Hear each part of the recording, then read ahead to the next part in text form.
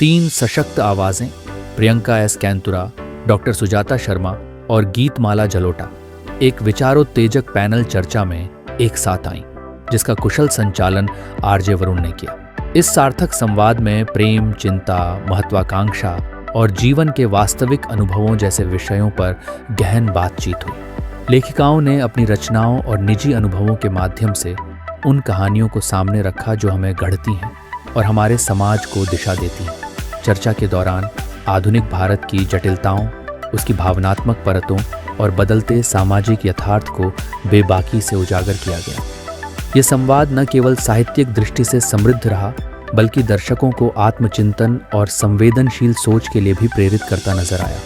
तीनों लेखिकाओं की सोच और अनुभवों ने मिलकर आधुनिक भारत की अनेक परतों को खोलते हुए एक सशक्त और प्रभावशाली तस्वीर प्रस्तुत की। हाँ, शैटर्ड सीलिंग मेरी लॉन्च हो रही है, तो मैं ये कहना चाहती हूँ कि हमारे कंट्री में ना वुमेन अपने करियर ग्रोथ के लिए बहुत कम पढ़ती हैं। वो पढ़ती हैं तो उपन्यास पढ़ती हैं और धार्मिक किताबें पढ़ती हैं, मगर करियर में ग्रो करने के लिए कम ही पढ़ती हैं। तो मैं वो उनकी आदत चेंज करना चाहती हूँ, इसलिए मैं ये किताबें लिख रही हूँ। अभी तो इंग्लिश में है, बट जल्द ही हम इसको हिंदी में भी लेकर आएंगे और मराठी में भी, क्योंकि बहुत ज़रूरी है कि जो वर्क प्लेस को समझने के लिए ये आपको बहुत सारे रिसोर्सेज देगी।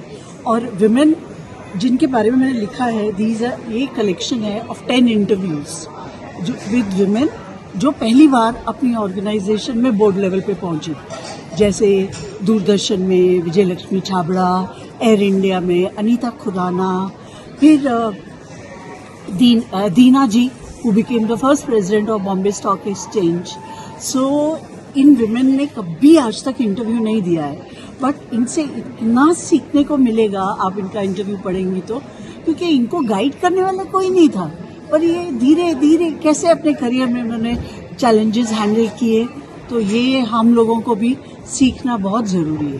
तो मैंने इसलिए किताब लिखी। किताब पढ़ने से उनको कुछ पता चलेगा कि और लोगों ने ये सिचुएशन कैसे हैंडल करी।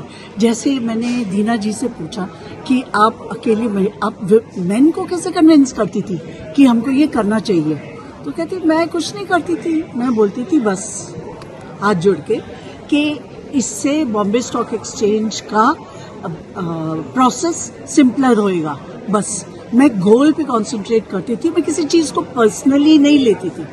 हमको ये याद रखना है कि वर्क प्लेस पे कुछ भी पर्सनल नहीं है।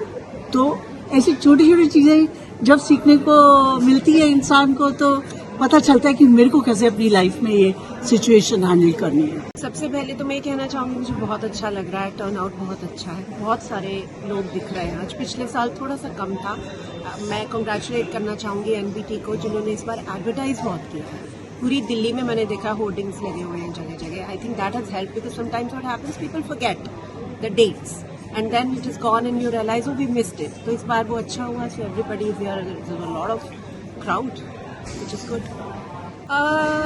मैं ये कहना चाहूँगी कि महिलाओं का जब तक महिलाएं ध्यान नहीं रखेंगी, एक दूसरे का ख्याल रख के उनको आगे नहीं बढ़ाएंगी, तब तक ये प्रॉब्लम सॉल्व नहीं होगी। ये प्रॉब्लम अभी है और रहेगी, और सॉल्व करने का सिर्फ एक ही तरीका है, you have to fix another woman's crown before you want to be a queen. Keep going, keep moving, keep doing what you want to do, keep a good balance between what you want to achieve and your home. Both can be done, but get help wherever you can.